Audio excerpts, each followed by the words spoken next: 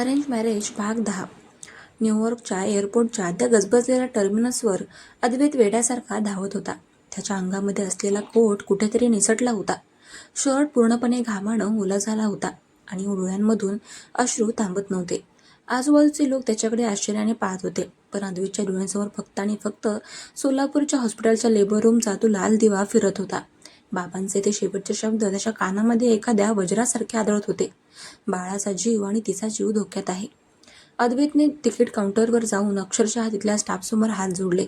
Please, मला आत्ताच्या आत्ता भारतात जाणाऱ्या पहिल्या फ्लाईटचं तिकीट द्या. माझी बायको मृत्यूशी झुंज देते. मला जावं लागेल. त्याचा आवाज रडण्यामुळे पूर्णपणे बसला होता. सुदैवानं त्याला 2 तासानंतर निघणाऱ्या मुंबईच्या फ्लाईटचं तिकीट मिळालं. त्या 2 तासांच्या वेटिंग टाईममध्ये अद्वैत एअरपोर्टच्या एका कोपऱ्यात बसून ढसाढसा रडत होता. तो सतत देवाकडे प्रार्थना करत होता. देवा, माझ्या आरोहीला आणि बाळाला काही होऊ देऊ नकोस. मी आधीच तिला खूप त्रास दिलाय. आता कुठे आमचं आयुष्य सुखात सुरू झालं होतं. मला ही शिक्षा देऊ नकोस.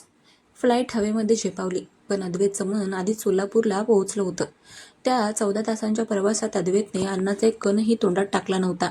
विमानातील एअर हॉस्टेसने त्याला अनेकदा पाणी किंवा ज्यूस घेण्याचा आग्रह केला, पण त्याने फक्त नकार दिला. त्याला स्वतःचीच प्रचंड चीड येत होती. तो विचार करत होता की त्याने तो प्रोजेक्ट का स्वीकारला.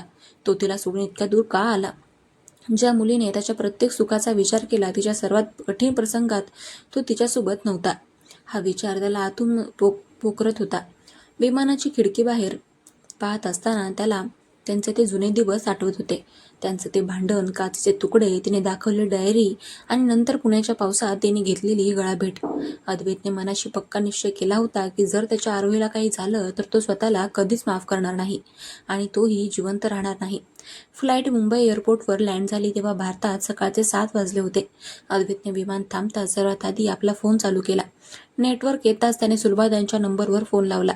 फोन 2 रिंगनंतर बाबांनी उचलला. बाबा, मी मुंबईमध्ये पोहोचलोय. आरोही कशी आहे? माझी आरोही ठीक आहे ना? अद्वैतने श्वास रोखून विचारलं. बाबांचा आवाज खूप क्षीण आणि थकलेला वाटत होता. अद्वैत, तू आधी सोलापूरलाच पोहोच. आरोही ICU मध्ये आहे. तिला अजूनही शुद्ध आलेली नाहीये. आणि बाळ. बाबांचं बोलणं पूर्ण व्हायच्या आतच अद्वैतने फोन कट केला. तो एअरपोर्टच्या बाहेर आला आणि त्याने सोलापूरसाठी एक प्रायव्हेट टॅक्सी केली. त्याने ड्रायव्हरला दुप्पट पैसे देण्याचं कबूल केलं आणि गाडी सुसाट वेगाने सोलापूरच्या दिशेने धावू लागली. मुंबई ते सोलापूर हा प्रवास अद्वैतसाठी आयुष्यातील सर्वात मोठा आणि वेदनादायी प्रवास होता. रस्त्यावरील प्रत्येक किलोमीटर त्याला एका युगासारखा वाटत होता. दुपारी 2 वाजता गाडी सोलापूरच्या सिव्हिल हॉस्पिटल बाहेर थांबली. अद्वैत गाडीतून उतरला आणि सरळ धावत आतमध्ये गेला. त्याला हुडकत तो ICU वॉर्डपाशी पोहोचला. तिथे बाहेर एका बाकावर सुलभाताई आणि बाबा बसले होते. दोघांचेही चेहरे रडून रडून सुजले होते. अद्वैतला पाहता सुलभाताई उठल्या आणि त्यांनी त्याला घट्ट मिठी मारली. त्या पुन्हा एकदा ओक्साबोक्शी रडू लागल्या. अद्वैत, अरे कुठे गेला होतास तू? माझ्या आरोहीची अवस्था बघवत नाहीये रे. ती सतत तुझं नाव घेत होती लेबर रूममध्ये जाताना, सुलभाताई म्हणाल्या. अद्वैतने स्वतःला सावरलं आणि बाबांकडे पाहिलं.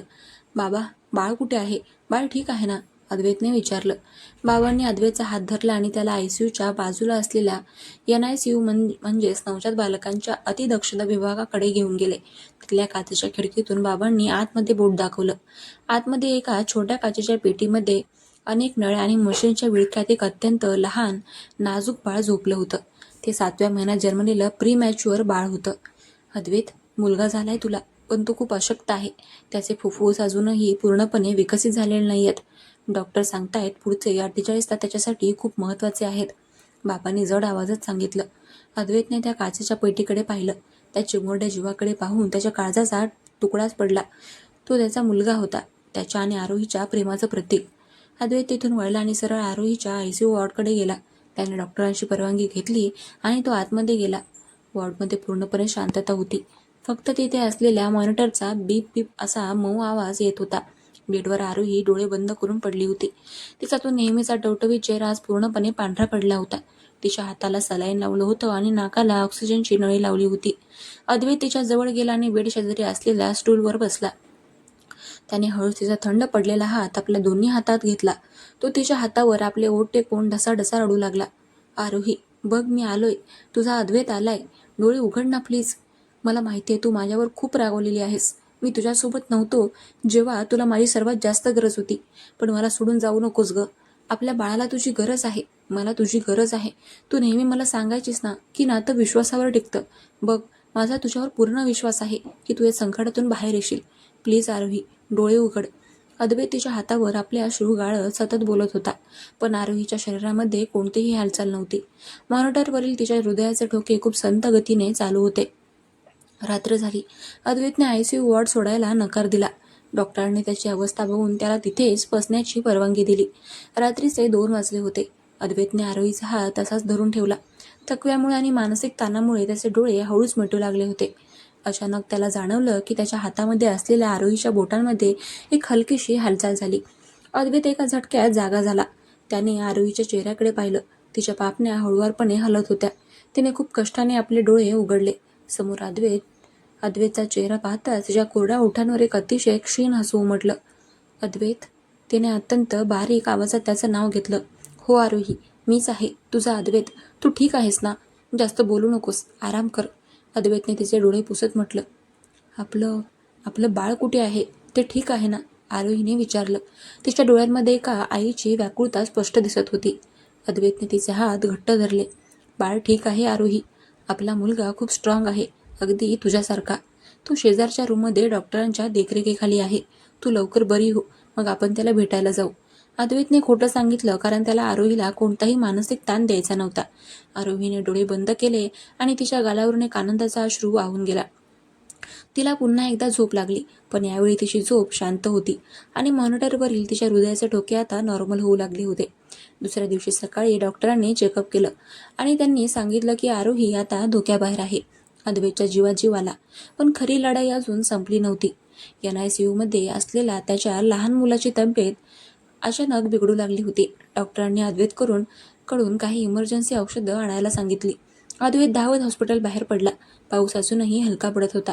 तो औषधं घेऊन परत येत असताना हॉस्पिटलच्या पार्किंग लॉटमध्ये त्याला एक परिचयाचा चेहरा दिसला, ज्याला पाहून अद्वैतचे पाऊल जागेवरच खिळले. ती दुसरी तिसरी कोणी नसून रिया होती. पण आज तिची अवस्था खूप दयनीय होती. तिच्या अंगावर साधे कपडे होते. चेहऱ्यावरचा तो नखरा पूर्णपणे गायब झाला होता. निखिलच्या केसच्या चौकशीनंतर ती जामिनावर बाहेर आली होती. पण तिचा समाजातला आदर आणि पैसा सगळं काही संपलं होतं. ती तिथे सिव्हिल हॉस्पिटलमध्ये तिच्या आजारी आईला घेऊन आली होती. अद्वैतला समोर पाहताच ती थांबली. तिच्या डोळ्यामध्ये आज कोणताही स्वार्थ किंवा कट कारस्थान नव्हतं, तर एक प्रचंड अपराधी भावना होती. ती अद्वैतच्या जवळ आली. अद्वैतने तिच्याकडे पाहिलं. पण त्याच्या मनामध्ये आता तिच्यासाठी रागही उरला नव्हता. जसं आरोहीने त्याला शिकवलं होतं. अद्वैत, मला माहितीये, मी तुझ्याशी आणि तुझ्या बायकोशी खूप मोठा गुन्हा केलाय. निखिलने जे सांगितलं ते सगळं खरं होतं. मी 5 वर्षांपूर्वी पैशासाठी तुझा वापर केला. पण मला माफ कर अद्वैत. मी आज देवाला प्रार्थना करत होते की तुझ्या बाळाला आणि बायकोला काही होऊ देऊ नको. मला समजले की कर्माचे फळ माणसाला याच जन्मात मिळतात. रिया डोळ्यात पाणी आणून म्हणाली. अद्वैतने तिच्याकडे पाहिलं आणि एक शांत श्वास घेतला. रिया, मी तुला खूप आधीच माफ केलंय. माझ्या मनामध्ये आता तुझ्याबद्दल कोणताही द्वेष नाहीये. माझ्या आयुष्यात माझी आरोही आली आणि तिने मला नात्यांची खरी किंमत शिकवली. तू तुझी आणि तुझ्या आईची काळजी घे. All the best. अद्वैत अत्यंत समजूतदारपणे म्हणाला आणि तो तिथून मागे न पाहता आतमध्ये निघून गेला. रिया त्याच्या जाणाऱ्या पाठीकडे पाहत राहिली. तिला समजलं होतं की अद्वैत आता पूर्णपणे तिचा भूतकाळ बनला होता आणि तो त्याच्या आयुष्यात खूप पुढे निघून गेला होता. हॉस्पिटलच्या आत येताच अद्वैत सरळ NICU कडे गेला. डॉक्टरांनी औषधं घेतली. काही तासांच्या प्रयत्नानंतर डॉक्टरांनी बाहेर येऊन एक आनंदाची बातमी दिली. अद्वैत, मिस्टर अद्वैत, मिरॅकल झालंय. बाळाने औषधांना खूप चांगला प्रतिसाद दिलाय. आता त्याची प्रकृती स्थिर आहे आणि तो धोक्याबाहेर आहे. तुम्ही लवकरच त्याला आईच्या जवळ घेऊन नेऊ शकता. हे ऐकून अद्वैतने तिथे जमिनीवर बसून बाप्पाचे आभार मानले. 3 दिवसानंतर आरोहीला जनरल वॉर्डमध्ये शिफ्ट करण्यात आलं. अद्वैतने नर्सच्या मदतीने त्या चिमुरड्या मुलाला पहिल्यांदा आरोहीच्या कुशीत आणून दिलं. आरोहीने जेव्हा त्या लहानग्या जीवाला आपल्या छातीशी लावलं तेव्हा तिच्या चेहऱ्यावर तो आनंद आणि जे समाधान होतं ते जगातल्या कोणत्याही संपत्तीपेक्षा मोठं होतं. अद्वैत तिच्या शेजारी बसला आणि त्याने त्या दोघांना आपल्या बाहूंमध्ये घेतलं. अद्वैत, आपण याचं नाव काय ठेवायचं? आरोहीने बाळाच्या चिमुकल्या हाताला स्पर्श करत विचारलं. अद्वैतने आरोहीच्या डोळ्यांमध्ये पाहिलं, जिथे आकाशातल्या चांदण्यांपेक्षाही जास्त प्रकाश होता. आपण याचं नाव अर्णव ठेवूया, ज्याचा अर्थ अथांग समुद्र होतो. आपल्या प्रेमासारखा अथांग, अद्वैत म्हणाला. आरोही सुद्धा हसली. तिने अद्वैतच्या खांद्यावर डोकं ठेवलं. त्यांच्या ह्या मालिकेतील हा प्रवास खूप कठीण होता. अरेंज मॅरेजच्या एका साध्या बंधनापासून सुरू झालेली ही कथा गैरसमज, राग, भूतकाळातील वादळ आणि संशयाच्या चक्रातून गेली. पण शेवटी एकमेकांवर असलेल्या अथांग विश्वासाने आणि प्रगल्भ प्रेमाने त्यांनी प्रत्येक संकटावर मात केली. मनातल्या चांदण्या बंगल्यात आता खऱ्या अर्थाने सुखाच्या चांदण्या वर्षत होत्या आणि अद्वैत आरोहीचा संसार आता त्यांच्या लहानग्या अर्णवसोबत अधिकच पूर्ण झाला होता. अर्णवच्या आगमनानंतर अद्वैत आणि आरोहीची पेरेंटिंग लाईफ कशी सुरू होते? अद्वैत एक चांगला बाप बनू शकेल का? आणि त्यांच्या सुखी संसारात पुन्हा एकदा अशी कोणती गमतीशीर कौटुंबिक परिस्थिती निर्माण होणार आहे ज्यामुळे घर डोक्यावर येणार आहे? पुढील भागात पाहूया. तोपर्यंत आजचा भाग कसा वाटला ते कमेंट करून नक्की कळवा. भेटूया उद्याच्या भागात. चलो बाय.